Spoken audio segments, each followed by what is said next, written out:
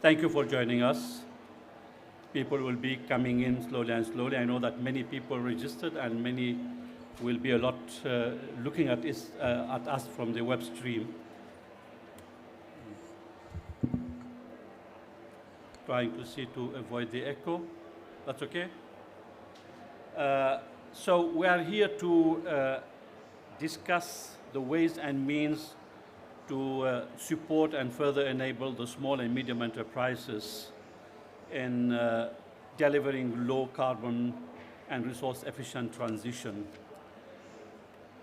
The global awareness of the emergency for tackling pollution, climate change and biodiversity loss is growing exponentially. However, today's policies and solutions do not match the scale of the planetary crisis. And confronted with this reality, many small and medium enterprises have taken the matter in their own hands, not waiting for the government, driving innovation locally through entrepreneurship towards a more inclusive and circular economy.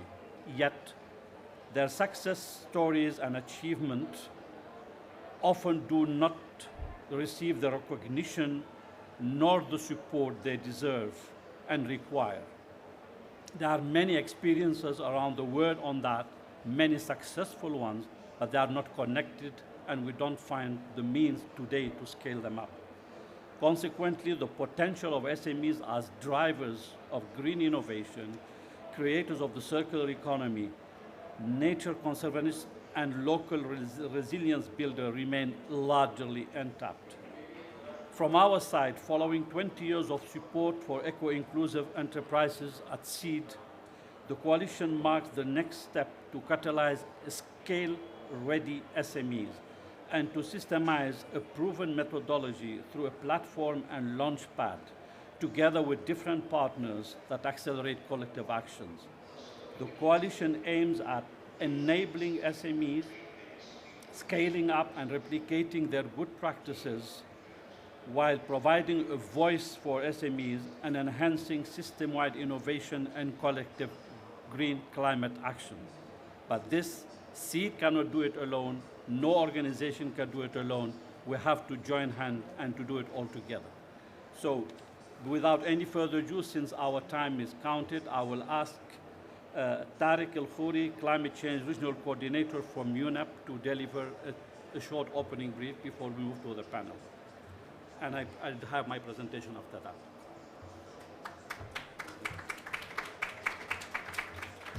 Thank you, Arab. It's an honor to be here, and it's an honor to have an opening remark on behalf of UNEP. So, as Arab mentioned, and according to the World Bank, SMEs represent about 90% of businesses and more than 50% of employment worldwide. Therefore, they are very important to seeing to economic transformation and innovation. However, their sheer number and diversity make it very hard to connect with on the climate and sustainability goals agenda. It's also challenging to prove and convince SMEs on how scaling up sustainability can actually help improve the resilience of their businesses and turn, obviously, the whole economy to a better place.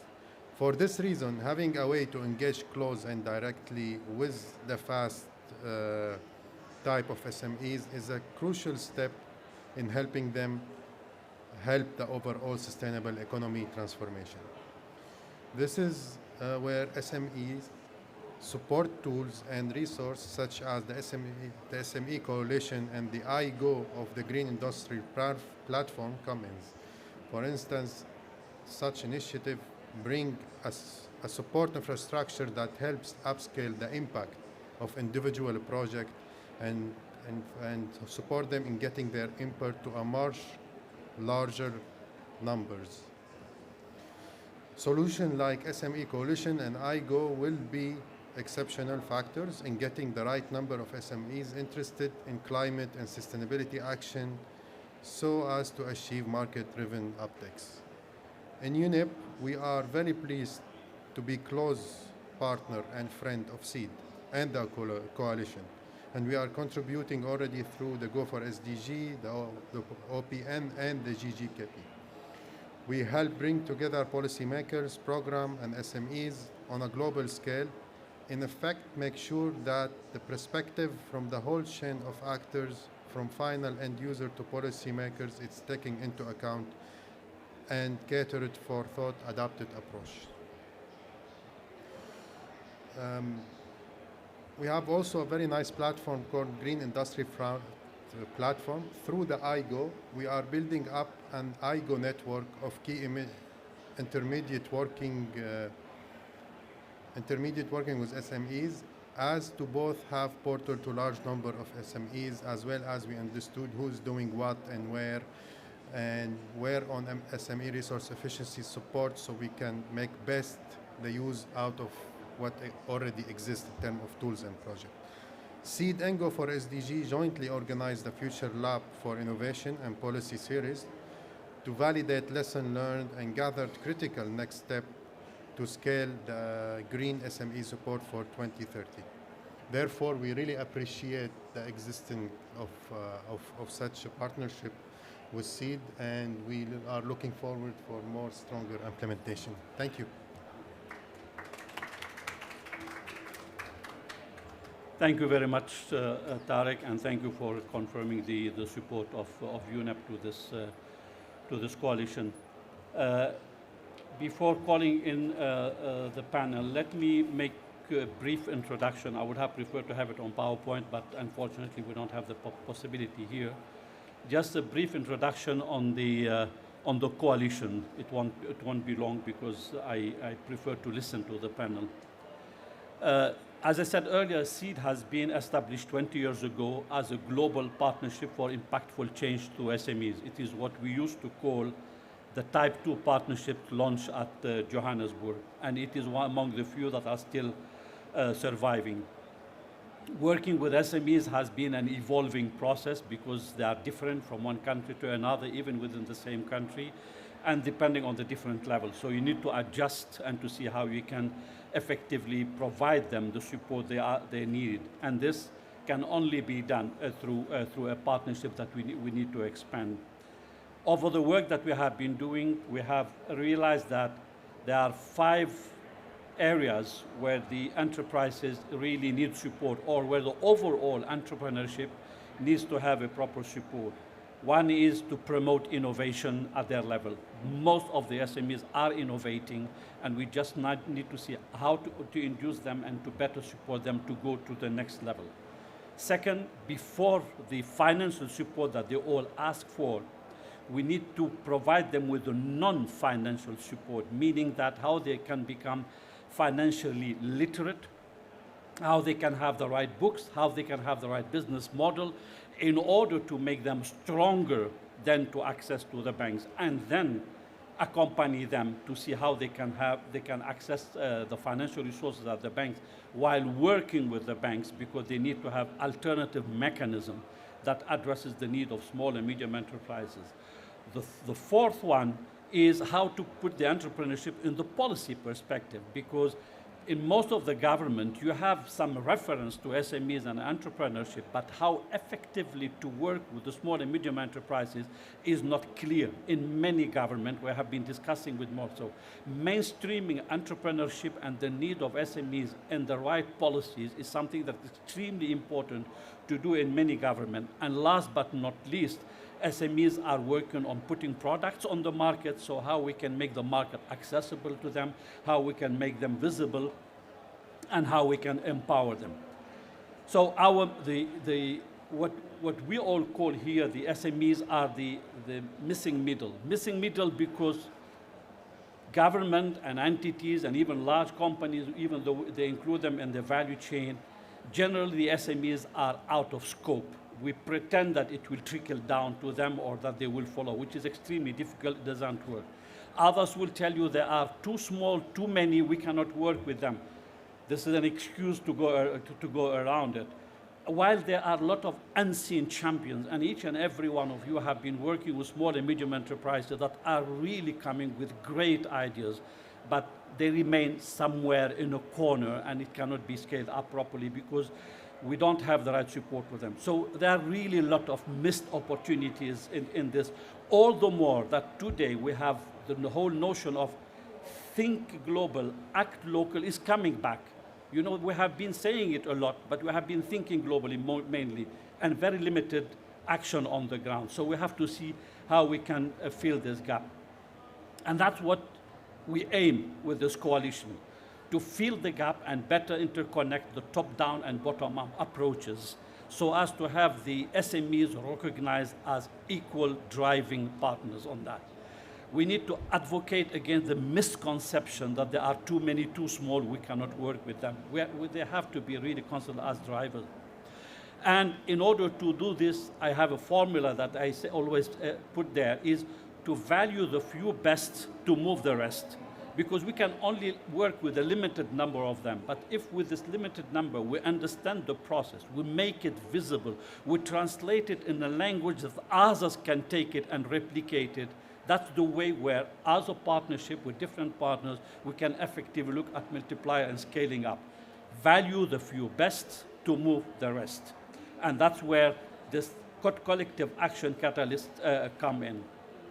So we need to move the SMEs from the edge where they are to the center of the discourse of circular economy, low carbon economy, and sustainable development, and provide them the right enabling frame support with the adequate tools they need. Because there is a large variety on thematic issues in different countries, we need tailored support for the small and medium enterprises. It makes things difficult, but is absolutely necessary. And if you might recall a recent report from OECD that says no net zero without the SMEs. It came now, it came rather too late, but at least it's recognized. So we need to take this properly in hand. But to do this, we need to really co-create and promote synergies. As I said, SEED has been doing something. SEED is not the only one working on SMEs. Each and every organization is working there. But most of us, let us recognize it, we are working in silo. If we want to support the small and medium enterprises, we need to join hands and see how we can effectively work together. And our theory of change will be structured around 4 building blocks: curating collaboration for collective action, catalyzing innovation by supporting system-led innovation by small and medium enterprises, of course, mobilizing and scaling up finance, and generating the knowledge that we need to make sure that people will know about the SMEs, their needs, and how we can work with them in order not to have so much missed opportunities. We selected 5 sectors by analyzing what each and every one is doing, which are currently the key sectors around the world: agri-food, textile, garment, construction, housing, plastic, waste, and green energy. A couple of them could be cross-cutting, but when you look at the green energy perspective, which is throughout them, it deserves specific attention. But while working on those sectors, we absolutely need to consider what I call the cross-cutting issues. Look at those sectors through the lenses of sustainable consumption and production, green and sustainable public procurement. Probably this is the most important point for me here. If we do not give due attention to the needs of the small and medium enterprises in the procurement processes, we cannot help them. So this has to be included somewhere in the procurement process. Then the digital system to support them. And fortunately, because they are mostly young entrepreneurs, they are more easily literate on digital issues than the big companies. They can transform easily on that. So it's something that we need to keep in hand. And of course, green jobs and circular economy and green value chain. And for this, I will definitely call upon you and the other partners who are listening to us, also to the WEBS team. Let us work together. I mean, we cannot do it alone. We have done as much. We can continue as SEED for the next 20 years, doing again pilot and one case here, one case there in this country. We need to come together to make sure that we can work this journey, and it's a movement, and the movement has to bring the team all together. And fortunately, and today, we have many, many partners are interested. Most of UN agencies, business sectors are interested in that, and many governments want to see us piloting already and working with them on that. With this, I'll come to the best part of this event, the panel. We we are lucky to have with us really a very rich panel composed of key partners, and there will be others. We have 5 here with us. From UNDP, Yoko Watanabe, head of the small grant programs. From FAO, Zitouni Ould-Dada, Deputy Director, Office of Climate Change, Biodiversity and Environment. From ILO, Mette Lund, Technical Specialist, Green Jobs International Organization. From ITC, Mrs. Vanessa Erogbogbo, but I think she's not yet. You're here, sorry, because I was told that you will come late. So welcome, Chief of Green and Inclusive Value Chain Sections. And from UNIDO, Annachiara Scandone, Industrial Development Expert. Can you please take your seats here? We have 5 chairs, we have 3 MAC, so we have to share them when needed. Now, I will ask you to, of course, to introduce yourself briefly. I will not do it on your behalf. I think it's much easier that you do it in 30 seconds. Please don't take much more time than that. And focus on, briefly, as I said, we don't have much time, unfortunately, but in a few minutes we can say a lot. Focus on what is in your organization as programs and activities that are SME-related, SME-led, that you believe can fit in the context of this coalition, something that you can do with different partners. And if possible, if you can also tell us, how do you see the coalition? What do you see in it that speaks to you or doesn't speak to you? I mean, be critical. We are here to improve as much as we can. And then I will come later on the work streams through follow-up questions. So since we are sitting here, I will just start with the agenda, how it was. Yoko, can we start with you and UNDP? Yeah, we need to speak on the mic, otherwise it will not be. Good morning, everyone, and very nice to be here and being part of this coalition, and UNDP is really pleased to be here. So actually, my name is Yoko Watanabe, and I head the Small Grants Program. It's a program around the world, 128 countries we cover, and we support civil society organization and local communities working on global environmental issues and sustainable development issues. And what we are doing through this program is really to nurture MSMEs, basically, to start up a business so that they can be sustainable agent for green enterprise and also sustainable enterprise, social enterprise that can be developed through. So we have actually supported over thousands of MSMEs around the world. And what we see as a challenge is that there is not much, first of all, investment or guarantee money or access to basically finance for these MSMEs. And then there is also a lack of exchange of knowledges between the MSMEs within the country, as well as opportunities to share that rich experiences regionally and globally. And then also sort of further innovate their thoughts with larger companies beyond their sort of smaller entities and link up so that the supply chain as well as business cases can be developed. So in that case, I really think that the key role that the coalition plays is a really important area. First of all, it is a platform that can enhance the exchanges of knowledge. It can also link up with larger entities for investments. And for that, what we are trying in the Small Grants Program right now is to bring together similar sort of sectors of production, like honey production or shea butter production in the regions, and link up with the larger companies and others who have the market value chain, so that whether we can link up for scaling up as well as exchange knowledge among the similar producers in the region, like in Africa and Latin America. But I think by coming together like this, we can go beyond definitely our own programs in UNDP and really try to see how we can further expand. So I'll stop here for now and hope we have further exchange of information as well as opportunities to share examples. Thank you. Thank you. Thank you. Thank you very much, Yoko. Very interesting. Nurturing SMEs, lack of exchange. We are all talking about the same thing. That's why we need to come together. Zitouni Ould-Dada, FAO.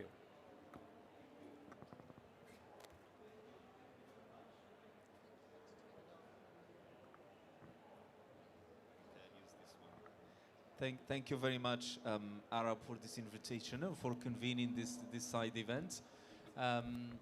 Just to add the perspective, particularly from the food sector, and to focus particularly in the context of SMEs on smallholder farmers.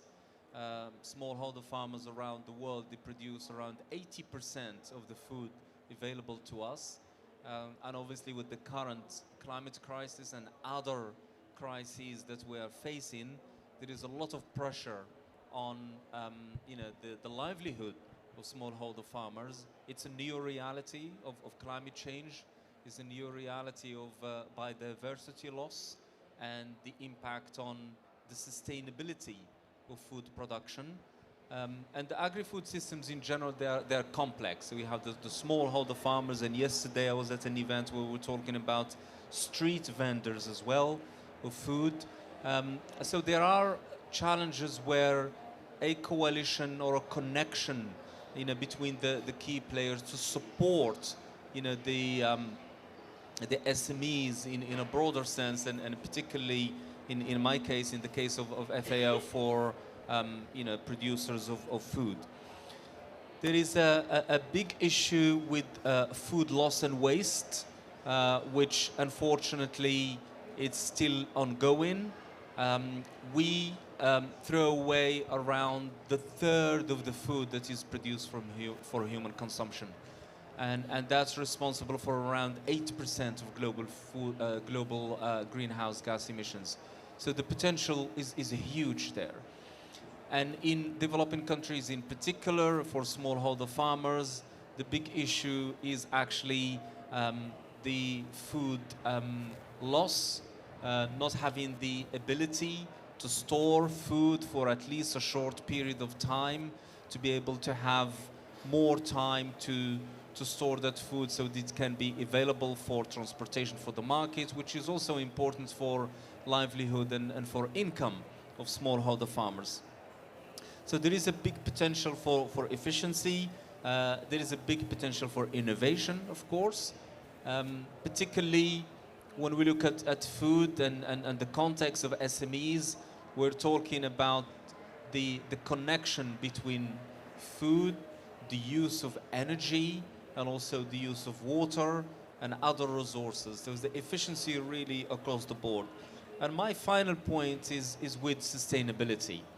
The overall effort of a coalition or connection between these various players to support the SMEs is really to make sure that sustainability is placed at the heart of any business, small or big, going forward. Because we know this is the future. This is the way we need to go, obviously, to achieve the sustainable development goals, to achieve the sustainability in businesses and in production in general. So I'll stop it here and hand over to others, and looking forward to any feedback or questions. Thank you. Thank you. Thank you very much, Zitouni. Food systems complex and related to climate change, and making sure that we put sustainability at the heart together with the small and medium enterprises. Let's go now to Mette from ILO. Thanks a lot. Does it work? I hope it Yes. works, yeah. Hi everyone, good morning, and thank you so much for the invitation. My name is Mette, and I work in the Green Jobs team in the ILO, in the Enterprise Department. So we work on topics of green jobs, fostering more and better jobs for people, but also supporting, of course, the just transition. And before that, I worked in an employers organization on, amongst other things, enterprise development in developing countries and MSMEs, etc. So I'm very happy to be here today, and I'm really glad to be a part of this panel and having the opportunity to learn from my colleagues here as well. So I thought that I would like to talk a little bit about the just transition, because we're here at the UNFCCC and at COP. And obviously, as we probably all have noticed, just transition has become a more prominent topic here. And often just transition, so what does just transition mean? Well, it basically means maximizing the positive opportunities, the benefits of a green transition, creating more and better green jobs for people, and then minimizing the harm that can come from such a transition. So it's about being realistic and being proactive and tackling the challenges head on so that we address one challenge without creating other inequalities and challenges for the future. However, often it's understood as purely a jobs dimension. And what it is actually saying in the ILO Just Transition Guidelines is that it's a just transition for all. And that also means for businesses. So if we are not going to, if we don't prioritize also enterprise development, particularly SME development, then it won't actually be a just transition. So I thought that maybe I would just use a little bit time to contextualize just transition within an SME angle. And we recently in the ILO actually made, we just finished it and published it a few weeks ago, so it's fresh from the press, except from it's online, so you can all access it. And we made a brief on just transition specifically for SMEs and what it means.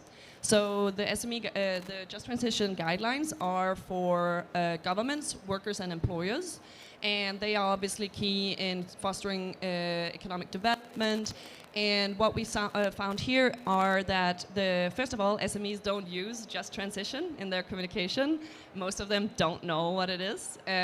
So it's a little bit hard to research, but what we did find is that when businesses and SMEs are moving into the environmental space, into the social space, into the decent workspace and the growth phase, they are primarily driven by three things. Either market driven, so obviously profit, incentives, access to market, things like that. They can be compliance driven, so avoiding carbon taxes, avoiding penalties, etc. And then the last thing is resilience driven, which I think is quite interesting and something that is getting a bit more focus as well, which is the proactive dimension of this element with reducing risks both to environmental disasters, etc., but also other types of risks such as reputational risk, etc. So in the guidelines, Arab, you already mentioned actually quite a few things here that, so I guess I can give you some bullets or ammunition for when you talk with policy developers and government officials, etc. Because in the Just Transition Guidelines that they have signed on to and agreed on, there are quite a few elements that talk about how to develop SMEs.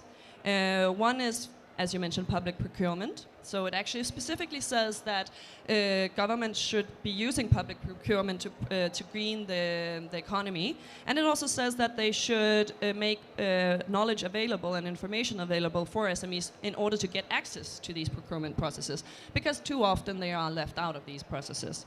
Another thing is skills development. So you already mentioned financial literacy. Skills development in this context is often understood as reskilling workers. But what we also see is that we also need to upskill management. So that, for example, financial literacy, but also understandings of climate dimensions, the profitability, resource efficiency, etc. And the last thing that I wanted to highlight is the networks, right? So access to networks, access to employers, organizations, business member organizations, access to value chains, etc. All of those things, there are institutions all over the world doing this, and including SMEs in those networks and making them attractive to them is also really important. So what I wanted to finish off with last, which is linked to this skills, knowledge, development element, are, so the ILO does a lot of things on SME development. I can't mention all of them, but I wanted to highlight two that we will be working with you on in this coalition. So there's the large productivity efficiency program that we have that is called SCORE. And we have just added a new module to that, which is called SCORE for Climate, which actually focuses specifically on circular economy and SMEs, and introducing that closely linked to the resource efficiency paradigm, of course. And then the other one is the Start and Improve Your Business, so our entrepreneurship program, SIYB. where we also have the Green Business Booklet, which is the green dimension of entrepreneurship. And that is also something else that we are really keen on, is that as you invest in entrepreneurship, you make sure that they are working towards formalization, decent work, that there are these multiplier effects, because we don't want to see entrepreneurship into informal work, into indecent conditions, where it is just another type of precarious work, but at least they are self-employed. So thanks for that. Thank you. Thank you for all this information. Many points that we can take over with us. Maximize, minimize, be realistic, transition for all, including business and SMEs, care about resilience, which is coming up more and more, but many people don't know exactly what it is, and we have to come to that later on. Good that you highlighted the procurement, knowledge, and the 5 sectors on which we are working, which means that, as I said before, each and every one of us is basically thinking the same thing, but if we connect better, we can be stronger together. So I hope that this coalition can provide us, and with the coalition can make also the work that you have presented here be knowledgeable to others, because we don't all have access to the same people, the same network, and so on. So it should be mutually beneficial. Let's continue with that and ask Mrs. Vanessa Erogbogbo from ITC. Thank you very much, Arab, and good morning. I'm sorry for not the beginning. Oh, no, it's okay. It's okay. Thank you so much for inviting ITC to be part of this conversation. I must say, sitting here waiting for you to call my name was a bit like being at the village fair and waiting to see if your number's called from the tombola and if you won a prize. The International Trade Center is a Geneva-based agency. We have a large footprint on the ground. We are a joint United Nations World Trade Organization agency, and small business is ITC's business. You know, you talked about small business being the missing middle. At ITC, we call small businesses the silent majority. So we're really, really pleased that we're able to join this conversation here at the COP. And we're really pleased as well to see that there seems to be a lot more attention on small businesses at this particular COP. So I'll go straight into a bit about what we do. The key sectors that we work in are agricultural value chains, textiles and clothing, tourism, technology. These are really the main sectors that we work on. And we work across the value chain, from producers, informal artisans, all the way to markets and lead firms. And we also work around the value chain with policymakers, because we all know that without an enabling environment, small businesses can't maximize their participation in trade. What we do, we work with companies to help them address the impacts of climate change, so building the capacity of businesses to implement measures to adapt. We help them implement mitigation measures and contribute to climate goals. And we help them identify new market opportunities, because whilst the challenges are really big, this is also a huge market opportunity that we think small businesses should be able to benefit from. So I'll give you a couple of examples of some of the stuff that we've done. Right here in Egypt, we've worked in the clothing manufacturing sector, and we've worked with businesses on adopting resource-efficient and circular production models. We have helped them improve their environmental performance. In this particular project where we worked with 50 companies, the companies have been able to generate savings of $2 million a year and contribute to an estimated 80,000 tons of CO2 emissions reductions across these companies. So for them, you know, I like what you talked about from ILO, the looking for the market opportunities, and for these companies to be able to see that they can reduce costs as well has been a big incentive to drive them into adopting these measures.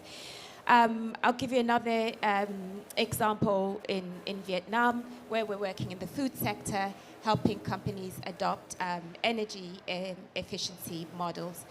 And then, you know, moving to the transition risk side of things, The physical risk side of things is obvious, right? You know, they're facing droughts, they're facing floods. You know, we're working in Pakistan, for example, where, you know, companies that we're working with have taken a huge hit. Those seem immediate, but the companies that we're working with are also facing just an array of transition measures that are coming through, what we call trade-related climate measures, things like the carbon border tax adjustment mechanism or the Deforestation-Free Supply Chain Act, which is going to require companies to make substantial investments in complying with these measures. And for the countries that we're working with and the companies, the small businesses in those countries, this is presenting a lot of anxiety, to be quite honest, in terms of how are these companies going to comply, and will these become market access barriers for these companies. So this is something that we're working with. We've developed what we call a climate competitiveness assessment tool, and that helps businesses, stakeholders, governments identify not only the potential physical risks, but really assess what the impact of these transition measures could be on the companies. So with respect to the coalition, I think there are three key areas that I could see ITC immediately contributing. Number one is on our global public goods. Just today, please do visit us. I hope you have our visiting cards for our pavilion. We're launching the Climate Smart Network. We have already 10,000 companies with carbon credentials partnering with entities such as the Gold Standard, SME and the SME Climate Hub and others to bring these companies onto this platform. We're signing a partnership agreement with the US State Department. We're going to link mostly companies from Africa to new market opportunities with US buyers. Secondly, we have a network of partner institutions on the ground. These are mostly business support organizations who are working with us to train companies to adopt circular production approaches. So I think this could be a nice platform as well that we could contribute to the coalition. And the third one, again, actually it's a global public good, and it helps companies look at their environmental footprint, identify gaps, and identify measures that they can improve. So I just want to say, you know, we're really looking forward to an effective coalition. And I think one thing that will be really important is perhaps, this is such a broad agenda, so it's perhaps to identify a few key areas that we can work on together. And I think the coalition, one of the most powerful things about this coalition is going to be the ability for it to serve as a learning, networking and exchange platform amongst us all. Thank you very much. Thank you. Thank you very much. Thank you for this supportive word for the coalition. You're absolutely right. I mean, it's huge, and we cannot cover everything, like each and every one can cover everything. And that's what we wish to do in the next 3-4 months, when I will be calling for the consultative meeting between the partners to effectively define all together what we can do and how we can start before that. So I will not do it alone. I have to do it with you to exactly see what we can do, how to identify it, and so on. That's very clear for us. So thank you for all the tools that you are putting at our disposal, if I can use this word, efficient circular production model and so on. And what's important from my side when it comes to ITC is really this new market opportunities, where how do you work with the enterprises, which one of your, I would say, value added and great advantage on that. So I will, if I can tell you, welcome on board, and let us see how we can do it all together. Last but not least, I was telling to colleagues, if this coalition one day will have to exist, it cannot be done without UNIDO. So it's not on purpose. I mean, I was explaining to Annachiara why I believe on that. We have been working closely between UNEP and UNIDO on the previous NCPC network, National Cleaner Production Network, that we launched in '94 together. Then there has been the Resource Efficient and Cleaner Production Program. Then there has been the Green Industry Platform, All this were done together by UNEP, UNIDO, and I was at UNEP at that time. So when this coalition came in hand, I said, I have UNEP for sure, I have my previous hat, I need absolutely UNIDO. These are the core funders, but then of course ILO, ITC, UNDP came in, but that's for an introduction to Annachiara Scandone from UNIDO. Please, the floor is yours. Yes, thank you very much, and good morning, everyone. First of all, again, special thanks for bringing us on board and for the invitation and for the great work that you're doing in bringing together this very timely coalition. So my name is Annachiara Scandone. I'm an industrial development expert at UNIDO. I'm based here in Egypt, and I will share with you some insights that are most relevant to what the coalition aspires to from one of our main programs, which is focusing on green startups and MSMEs. The program is called Inclusive Green Growth in Egypt, where we, together with the government of Egypt, with funding from the government of Switzerland, we are supporting market system changes for a more favorable environment to startups and micro, small and medium enterprises. And I want to add also micro to the SMEs in key green economy sectors such as sustainable agri-food, waste management, renewable energy. And we are working also a lot at the intersection, at the intersections between the various sectors. So, for example, through valorizing agricultural waste, through promoting solar solutions in agribusiness, etc.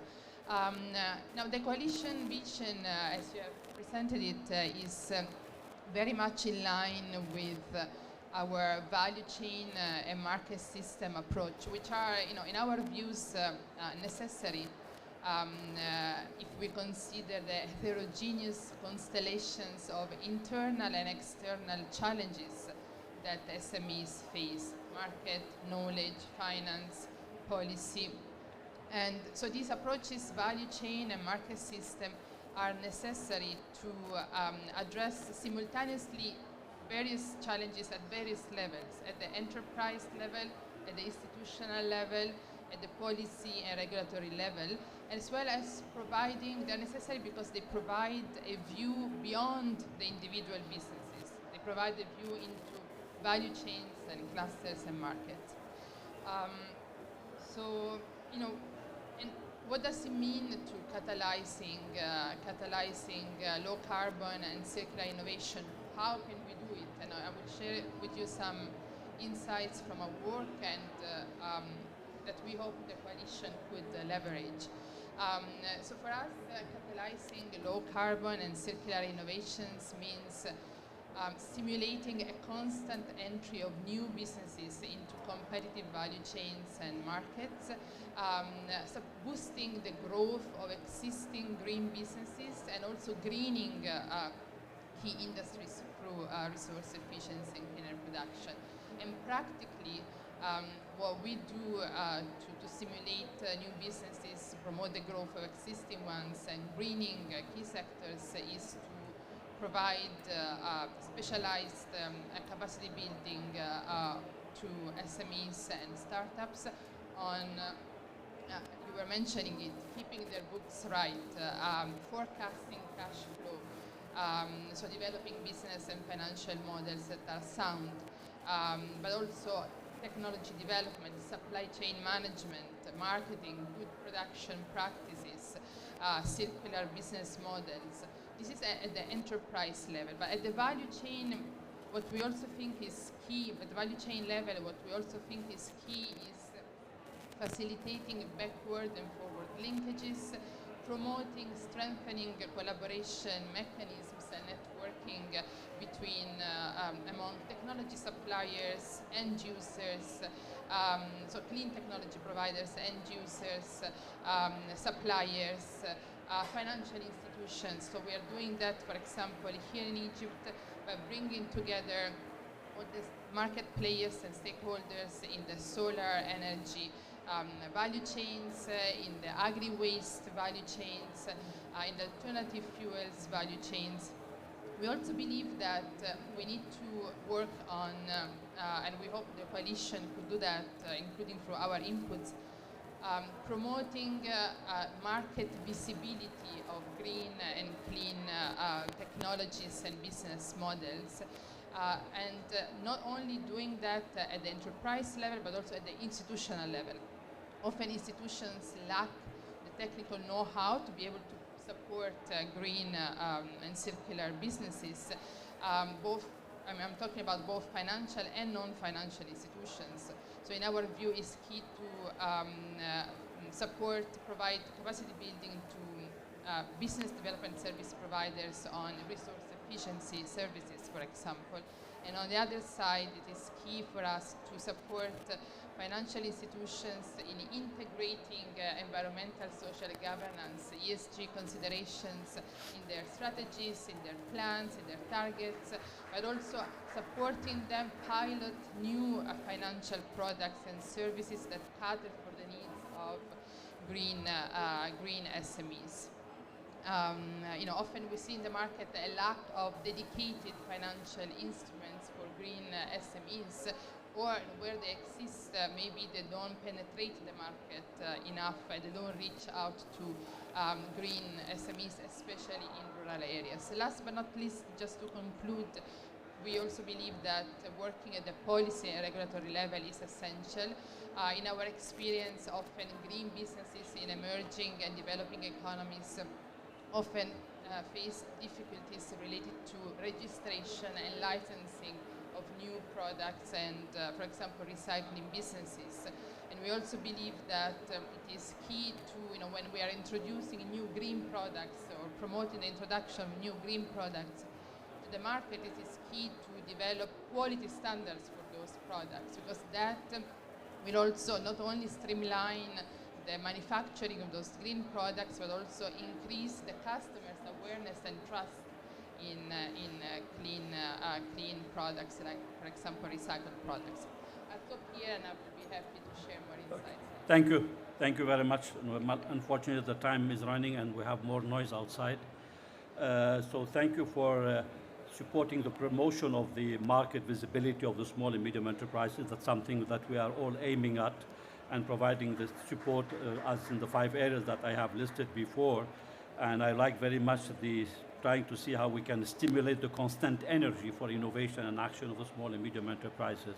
And of course, the standards and labeling system that has to be under the procurement process that could be done. I know the time is running, but I want to ask you, each one of you, a last question before I try to take a couple of minutes with the people in the room. Yoko, working on the small grant facility, talking about finance, of course, what are the challenges to really make the alternative financial mechanism accessible to small and medium enterprises? This is something that everybody is talking about. If you go to Asian Development Bank, to the African Development Bank, everybody is talking.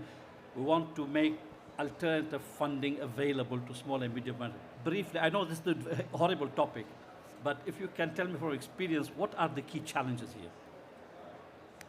Right. Very good question. And the key challenge, I have to say, first of all, as a UN agency, and with UNDP and a small grants program, we can provide seed money to basically start up the MSMEs. But once they are private sector, we are not able to provide a direct finance to a financial sector. I mean, the private sector, I mean to say. So with an entity like Small Grants Program, we are able to support civil society entity, indigenous peoples, women's group, youth organization, and we've been supporting them to become MSMEs. And to develop the capacity and access to financial mechanism within the country, as well as other opportunities. And private sector companies themselves, larger ones, is also investing in those MSMEs now. So we can be the broker, or we can be the technical assistance to do that. But we are not in a position to directly support finance to these entities. And I think we are exploring different ways to do that. But I think the best thing that we can do actually is really to be that sort of entity to support really the local entity, because with small grants program we really reach out to 27,000 projects around the world in 128 countries, working particularly on these inclusive conservation initiatives like renewable energy support or green products from biodiversity product, and actually we're working right now on mountain products as well. So really in a remote area, get that capacity to develop it, but then link up with a different institution, national financial institution, including the banks, to provide those needed finance mechanisms. Thank you very much. Vanessa, the same question from the market perspective. The main challenges for having the small and medium enterprises getting visible and having access to the market. Tombola time again. My number has been called. I think a few things. One, on the capacity side, getting the capacity, having the awareness. A lot of the market requirements, if they need to get into green value chains, they have a lot of market requirements that they need to comply with. So those can be quite complex to comply with. There's a plethora, for example, of voluntary sustainability standards that they would need to comply with to get into some of these green value chains. And then secondly, I mentioned before, the new regulations that they're going to have to comply with. And then the visibility on the platforms, right? The visibility on what the new market opportunities are. This is such an emerging area.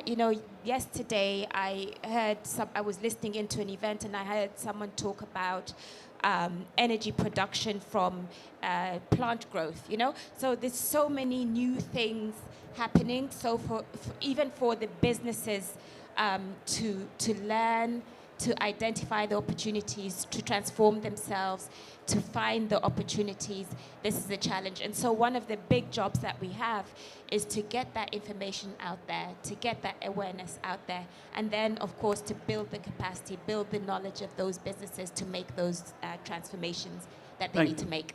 Thank you very much. Let me ask a colleague from Normative in the room, Dr. Alexander Smith, how much the digital system is important today in supporting the small and medium enterprises from what Normative is doing. Sorry. Thank you so much. I'll be brief. I'm with Normative, so we help companies to accurately account, calculate their emissions, and then reduce them. If you look at the average company, there's usually up to 90% of their emissions sit in the value chains, right? So getting the data, that's about digitalization, getting the platform, the data, to take hold of your value chain emissions is of utmost importance.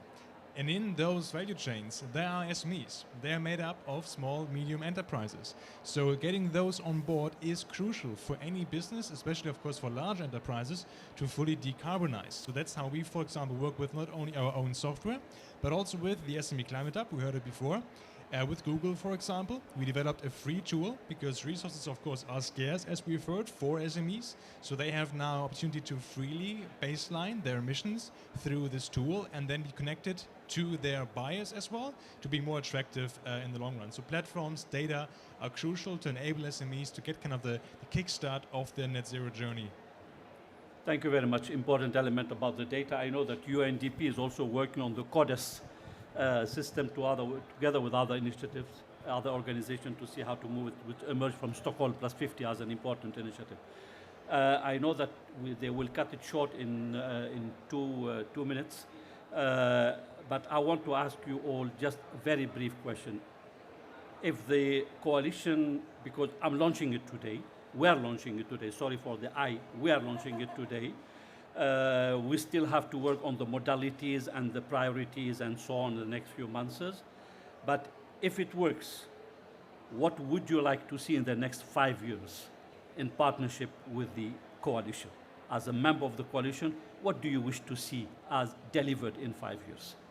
Can we start with you? Yeah, I'll be quick. It's really 30 seconds because they will close it. What I would like to see is building on a lot of what my colleagues have been saying today. I think what we can use this is both to share knowledge amongst ourselves, but also to make knowledge accessible to particularly SMEs.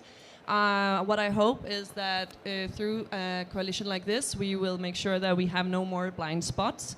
So that means that we can make really clever and informed decisions based on data, knowledge, and information from each other. And that also includes, for example, at least in the case of the ILO, the productivity element, the efficiency element, the growth element, and of course, definitely the jobs dimension. Because as we transition to green economies, it matters what pathway we take in case we want to get everyone on board. Thanks. Thank you, Yoko.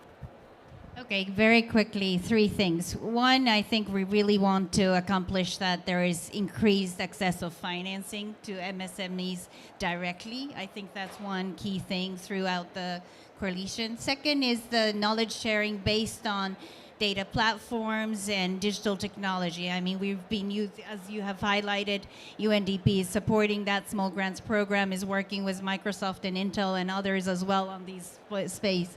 So I really think that we need to bring in that. And finally, I think through the coalition, I really want to see that we're able to contribute for capacity building of MSMEs directly on business planning, value chain development. I think we really need to focus on inclusiveness and local action on the ground. Thank you. Thank you very much. Please. Thank you. Well, SME is obviously a very broad community, is not a homogeneous opportunity. So we talked about different sectors and different challenges and needs. For me, is to focus on some priorities of where we would want to make a difference to start with, knowing that the spectrum is very broad. So start with something that it's like the low-hanging fruits, where we know we can make a difference, we can reach out to these communities and start engaging and making a difference. Thank you. Thank you very much. For me, one thing, no more blah, blah, blah. A concrete, deliverable, measurable thing that we've done at the end of this time. I hope so. No more blah, blah, blah. Very briefly, I would like to see definitely more access to sector-specific data and know-how, promising business opportunities in green economy, and I would not agree more actions on the ground, showcasing local innovations, local solutions. Thank you very much. So act now, not tomorrow. Thank you very much. I hope the coalition will contribute to that, and year after year, you will be happy with your coalition. Thank you very much. Thank you all. And we'll follow on that. Thanks. Thank you.